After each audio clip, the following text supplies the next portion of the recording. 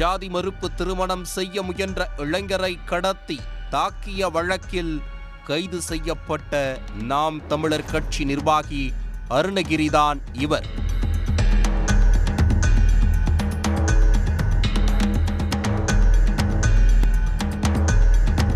திருச்சி மாவட்ட மணப்பாறையைச் சேர்ந்தவர் 20 வயதான சந்தோஷ்.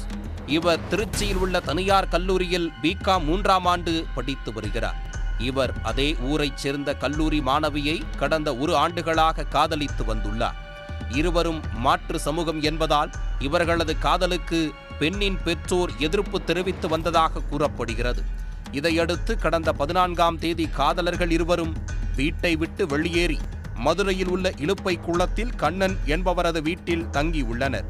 பெண் காணாமல் போன செய்தியை அறிந்த அப்பெண்ணின் உறவினரும் நாம் தமிழர் கட்சி மாநில கொள்கை பரப்பு செயலாளருமான அருணகிரி சந்தோஷின் நண்பர்கள் மற்றும் சகோதரியின் தோழிகளிடம் விசாரணை நடத்தியிருக்கிறார்.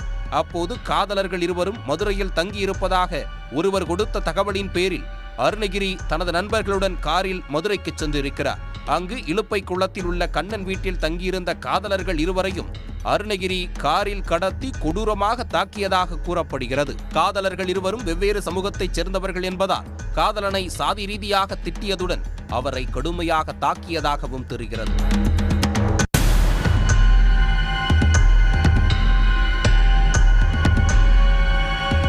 இதைத் தொடர்ந்து சந்தோஷிடமிருந்து 20,000 ரூபாய் பணம் மற்றும் அவரது செல்போனை பறித்துக் கொண்டு அவரது பெற்றோரை மோர்னி மலைப்பகுதிக்கு வரச் சொல்லி அவர்களுடன் அனுப்பி வைத்த அருணகிரி மீண்டும் சந்தோஷின் வீட்டிற்கு சென்று அவரை அடித்து உதைத்து கொலை மிரட்டல் விடுத்துள்ளார்.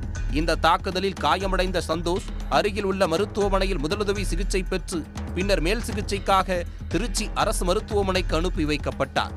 இது தொடர்பாக சந்தோஷின் பெற்றோர் கொடுத்த புகாரின் பேரில் வளநாடு போலீசார் வழக்கு பதிவு செய்து சந்தோஷிடம் வாக்குமூலம் பெற்றனர். இதையடுத்து கொலை மிரட்டல் விடுத்தல், வன்முறையில் ஈடுபட்டது உள்ளிட்ட 7 பிரிவுகளில் வழக்கு பதிவு செய்த போலீசார் நாம் தமிழர் கட்சி நிர்வாகியான அருணகிரி, சாமிக்கண்ணு கார்த்தி, பிரவீன் ஆகிய 3 கைது செய்துள்ளனர்.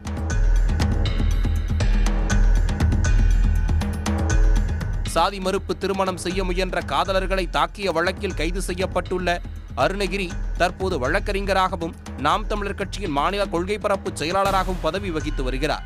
இவர் கடந்த 2016ஆம் ஆண்டு சட்டப்பேரவை தேர்தலில் நாம் தமிழர் கட்சி சார்பில் மணப்பாறை தொகுதியில் போட்டியிட்டு தோற்றதும் தெரிய வந்துள்ளது.